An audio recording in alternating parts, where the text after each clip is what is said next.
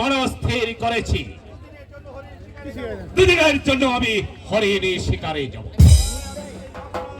তাই আমি এই মসনদ আমার ছোট ভাই নাদিমের কাছে অর্পণ করে দিয়ে যেতে চাই। তাতে আপনার কি অভিমত?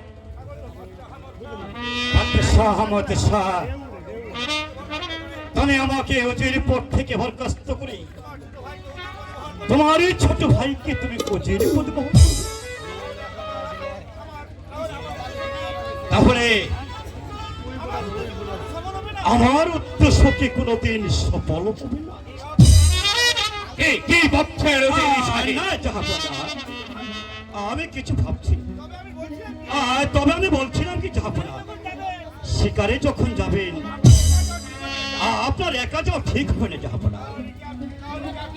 তাহলে কি আপনিও যেতে চান আমার সাথে?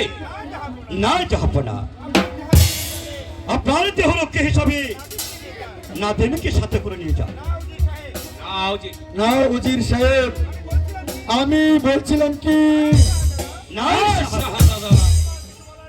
তোমার কিছু বলার নেই, তুমি জাহাপনার সাথে শিকারে যাও। আমরা অবল যদি একসাথে শিকারে যাই তাহলে মস্ত রক্ষা করবে কে? মসনদের লোভ লালসা তোমাকে চিরদিনের জন্য মিটিয়ে দিব না দিন। ভাবছেন কি? না কিছু না,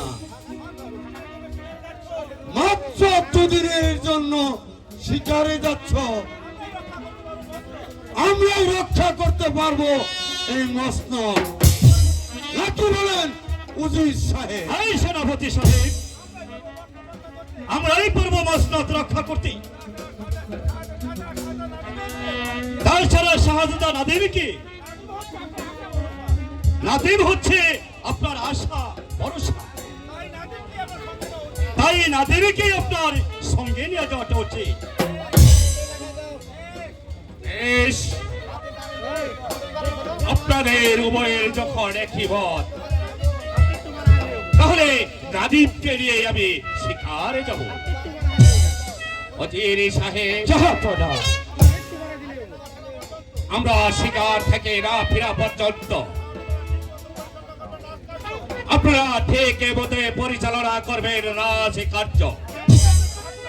এই নিয়ে আপনাকে কিছু ভাবতে হবে না জাহাপনা,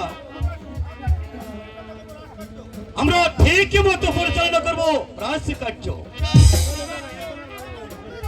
প্রয়োজন ভূতে বুকে রক্ত দিয়ে রক্ষা করব আমরা মস্তক।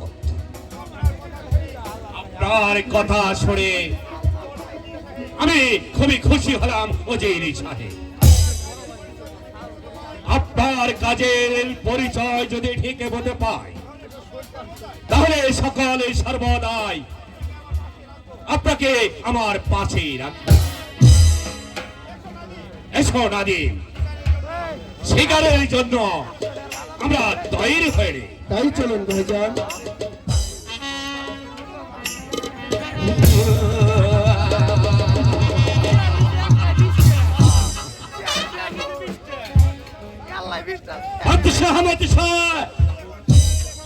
তুমি এখানে শিকারের নেশায় উন্মাদ।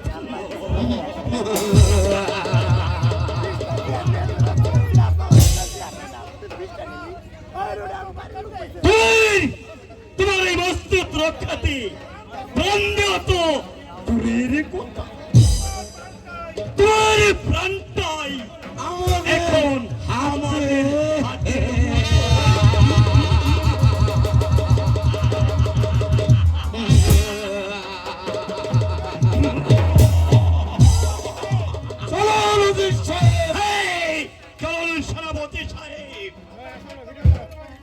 আমরা ছদ্মবেশে বনের মাঝে চলে যাই, বনের মাঝে আমরা বাদশা ও নাদিমকে হত্যা করব।